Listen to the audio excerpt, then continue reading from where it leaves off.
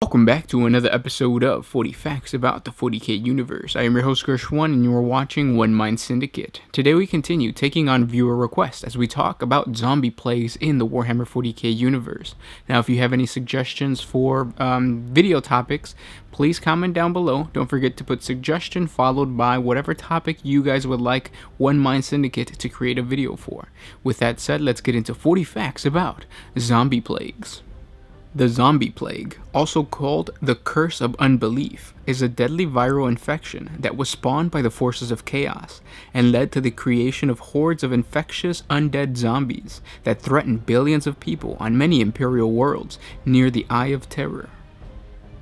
Once infection has occurred, the zombie plague proceeds through 4 basic symptomatic stages. The first symptom of the infection are hard to discern. The skin becomes pallid and sickly looking. The infected is overwhelmed by nausea and sees spots in front of his eyes. From that point forward, the victim is highly infectious, and the pathogen can be spread by exposure to infected individuals' bodily fluids, such as blood and saliva. In the second stage, the victim's skin begins to tighten and harden, causing the veins to stand out. The scalp begins to shed hair as the follicles die, and the scabbing spreads more noticeably across the skin as the cellular narcosis accelerates.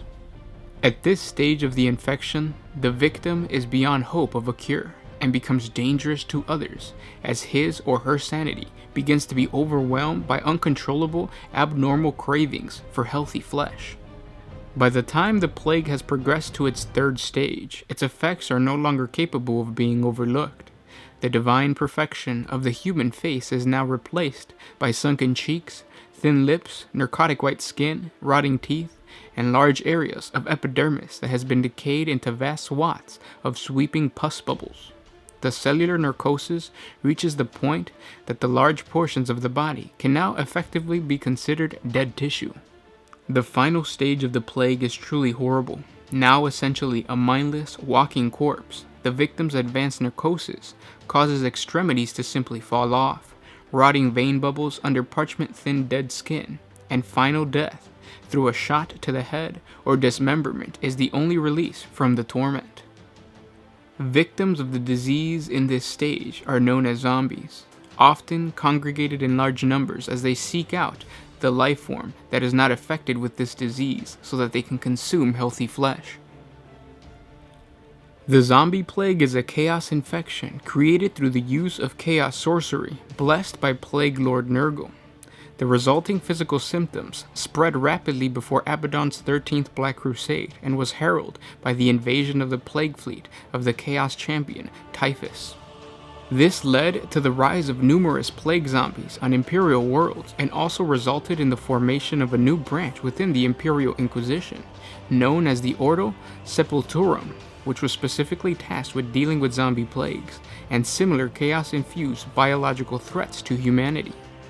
The plague was a narcotic microorganism that physically degenerated those it infected, causing the skin and internal organs to rapidly rot until the moment of death, at which time the chaos energy within the virus reanimated the victim's corpse as a zombie, whose only remaining drive was to feed on the living flesh and so spread the infection. The chaos energy in the zombie plague virus allowed small portions of the victim's life essence to be retained by their body even after physical death has occurred. There have been numerous noted similarities between the zombie plague's ability to use the power of the warp to reanimate a victim's corpse and the operation of the Golden Throne, which uses the power of the warp to keep the Emperor of Mankind's body from completely dying. Increased studies of the plague by Thorian Inquisitors has led them to believe that its study can help them understand the Emperor of Mankind's current state and how he might be reborn. However, every attempt at creating a stable faith virus that would allow wounded servants of the Imperium to live on as good undead, like the Emperor, or even allow the Emperor to be reborn in an undead form, has led to mutations in the sample. The zombie victims of the plague are noted to have a psychic connection created by the chaos energy that exists within the virus, and it has also been noted that psychers have the capacity to manipulate the pitiable decaying creatures that are spawned. A common theory among inquisitors of the Puritan Thorian philosophical persuasion is that the plague is an offshoot of the technology used to modify the Golden Throne to support the Emperor of Mankind's life functions by the Adeptus Mechanicus 10 millennia ago, and may have been created by the Dark Mechanicus tech priests that reside within the Eye of Terror with the Chaos Space Marines of the Traitor Legions. There has been another strain of this disease called the Fidea strain. Fidea strain plague zombies, named for the outbreak of the disease that assaulted the mining settlement of Sutter's Rock in the Calic sector, first appeared to be no more than a gaunt, deadly-eyed plague. However, this did little to dim the horror for friends and loved ones who were wrecked with grief as the outbreak worsened and the warp-spawned entities known as the Vile Savants made an appearance. The Vile Savants are a warp-spawned disease made flesh, sent to rack worlds with suffering and drag them into festering ruin. There are no followers to this cause, no fanatics, and no deluded fools worshipping a false god. Only the restless dead, claimed by their plagues, marching to the will of the demons. Legend among the worshippers of the ruinous powers has it that they were born of an unholy union of contagions unleashed centuries ago in a forgotten war. It is said that in the distant past a great hospital void ship was sent to tend the outbreak of sickness and plague occurring as a result of the constant wars around the Eye of Terror.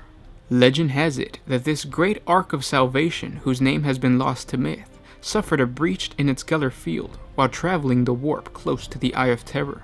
In the moments that followed, the powers of the warp shattered the protective stasis of the deathly vault and sank into the viral samples aboard, filling them with the unholy life and consciousness.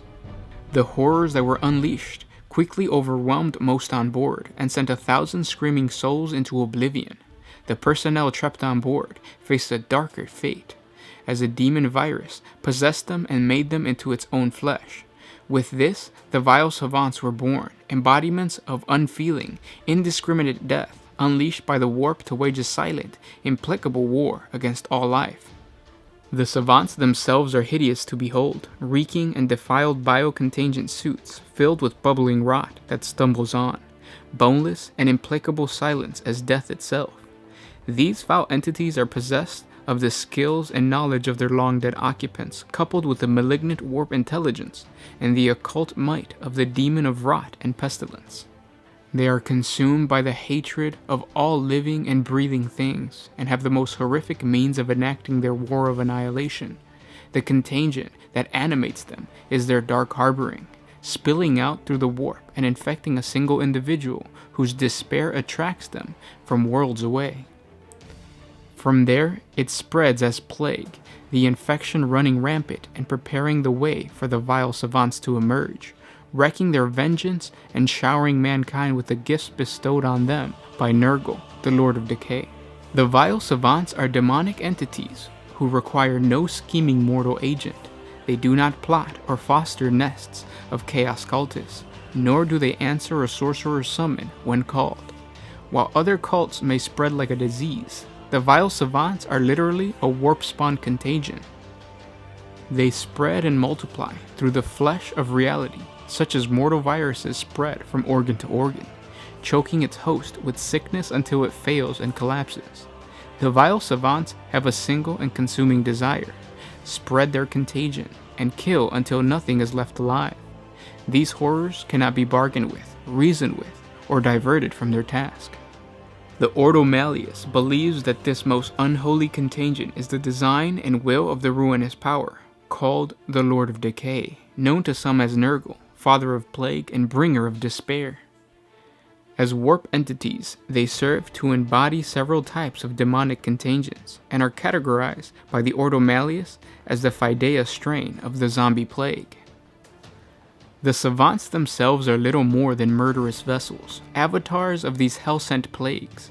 Each stage of the Fidea outbreak cycle escalates the amount of death and horror until it has reached such a weight of destruction that the barriers between real space and the warp can be breached. The dead walk. The Vile Savants come to claim their master's prize. An Imperial citizen has a 5% chance of infection if the skin or tissue is contacted with the body of the infected. but 30% chance if the skin or tissue is contacted with the infected blood or internal body tissues of the infected. There is a 50% chance of infection if the Imperial citizen suffers a bite or wound from the infected individual or ingests heavily contaminated material, like water where the plague dead have lain. If a citizen suffers a deep wound from an infected individual, he has a 75% chance of infection. The time it would take for a disease to take hold varies between 10 minutes to 5 solar days. If the victim is infected, he is racked by an intense fever, and green marks blossom on his flesh. The victim also begins to vomit foul blood. On average, these symptoms last for approximately an hour. After an hour, the victim is gripped by violent spasms and dies in agony, but may return later as a Fidea plague zombie. During this time, medicine cannot save the victim, but exorcism might, though this will likely leave the victim in a precarious state. And those were 40 facts about plague zombies. I hope you guys enjoyed this video. Comment down below if you have more suggestions for topics that you guys would like us to discuss. This was a really fun one. Now you know that even if you get bit by a plague zombie in the Warhammer 40K universe, there's only a 75% chance that you might turn into a zombie. Why you need to know that, I don't really know, but at least now you know that. And then now we have a special announcement from us. What's up, guys? You know us as the Sound Alchemist, Gersh1, and we are One Mind Syndicate. and we hit 40K subscribers! We're doing our huge Warhammer 40K giveaway. The way it's going to work is because it's 40K, the next 4 days we're going to be doing giveaways of starter collection sets. The box sets for anybody who listens to our lore and says, the lore is awesome, I don't play the game. Try out the game is awesome. So we want to help you with that this Christmas season by giving you the very first starter, Bam! the Space Wolf starter. So if you guys want to win this, it's kind of defocused. Yeah, it's not. If you guys want to win this, all you have to do is, number one, be a subscriber on our YouTube channel. We're going to check, so when we pick the winner, we're going to go to their channel, make sure that they're subscribed to us. So that means that switch your YouTube channel to public. Right. Yeah, public. Yeah. And they have to like this video, so hit that like button. And also comment down below. Anywhere in the world, we'll ship it to you guys.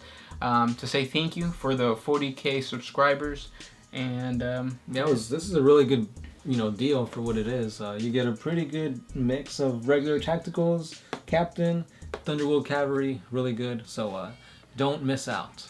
Again, guys, thank you so much for taking us to 40K subscribers. You guys are awesome. And of course, check out our other videos on our channel to learn more about Warhammer 40K. I'll catch you guys tomorrow. This was Gersh1 with One Mind Syndicate, signing out.